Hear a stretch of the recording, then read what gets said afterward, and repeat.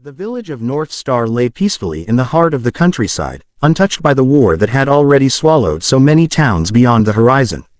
Its wooden houses glowed honey-brown under the sunset.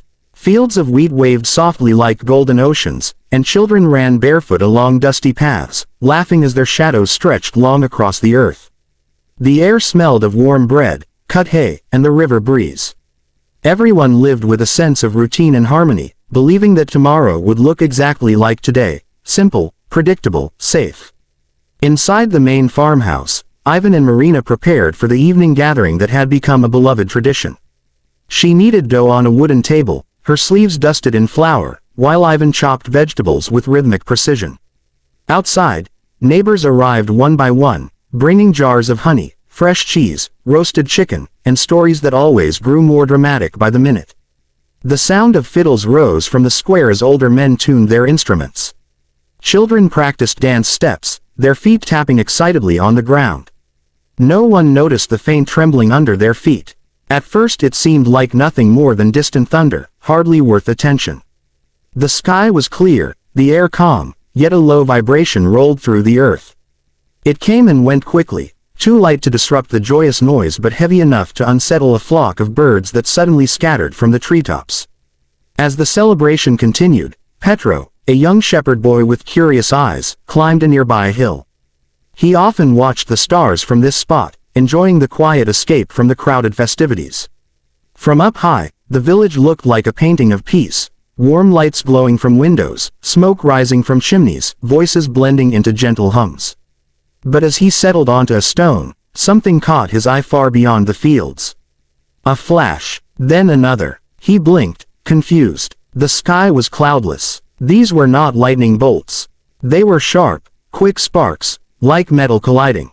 Petro watched closely, and soon he heard faint pops echoing in the distance. Gunfire. He felt his chest tighten. The celebrations in the village drowned out his first call for help. He shouted again, louder, fear cutting through his voice. But music and laughter continued. Petro ran downhill, arms pumping, tears welling from panic. As he reached the edge of the square, he shouted Ivan's name. The music stopped. The villagers turned to him, faces puzzled. Petro pointed toward the horizon, breathless, trembling. And then the people saw it too, the faint red glow rising beyond the ridge. Without understanding how or why, everyone knew the truth. Their last night of peace had just ended.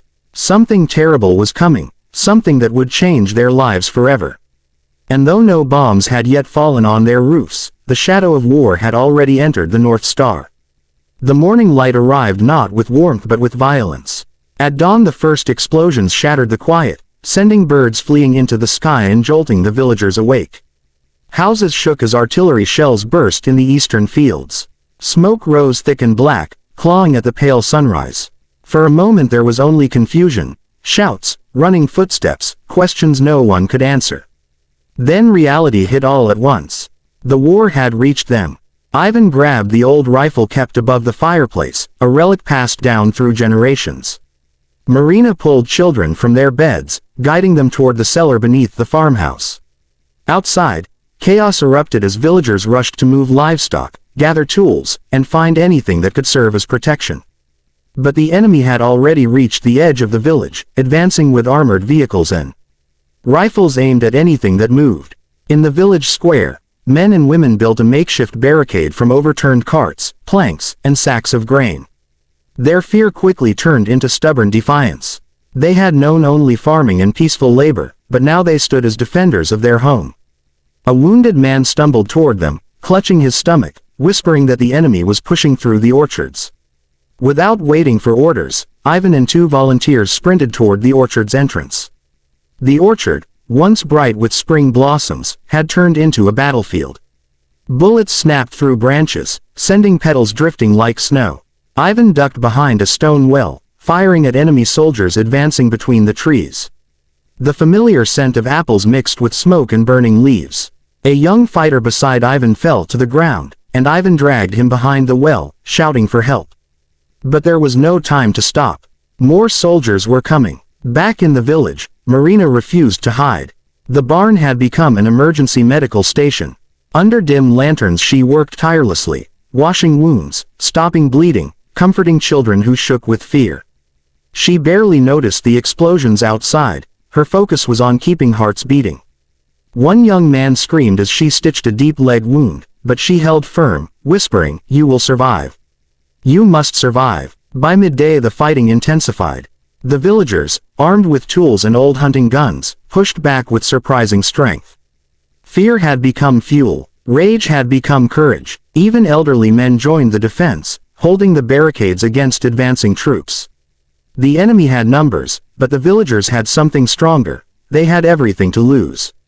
When reinforcements from a nearby town finally arrived, the invaders withdrew, leaving behind broken fences, burning wagons, and the echo of destruction.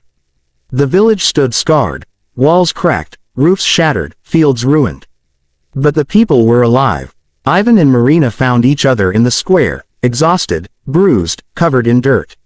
Around them, villagers gathered silently, mourning what was lost yet grateful for what remained. The war had attacked their home, but it had not taken their spirit. Not yet. In the days following the battle, the village moved like a wounded animal, slow, careful, every breath taken with lingering fear. Smoke still curled from the remains of burned stables.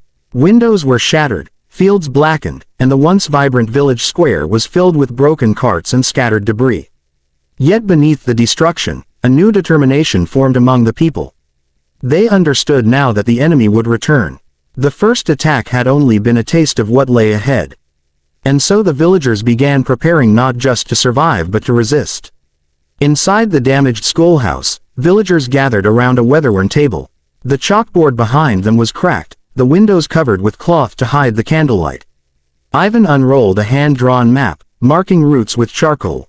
Around him stood farmers, shepherds, carpenters, ordinary people who had become warriors overnight.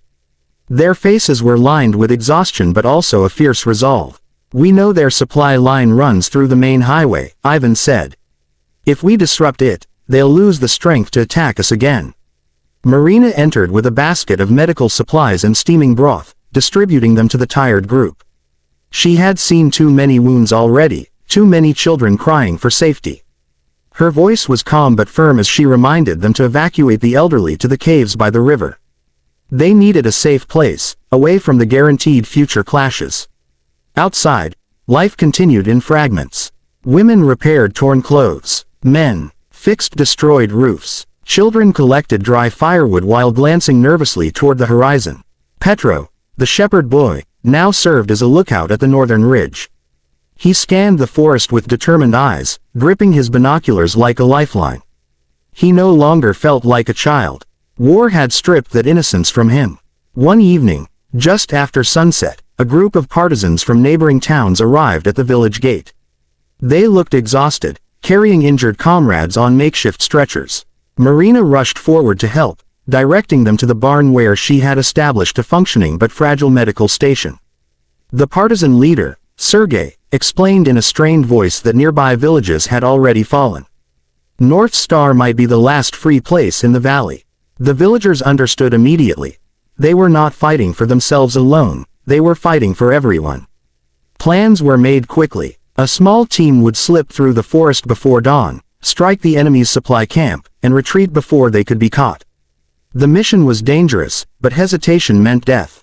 Ivan volunteered first. Sergei followed. Petro insisted on guiding them, knowing hidden paths better than any adult.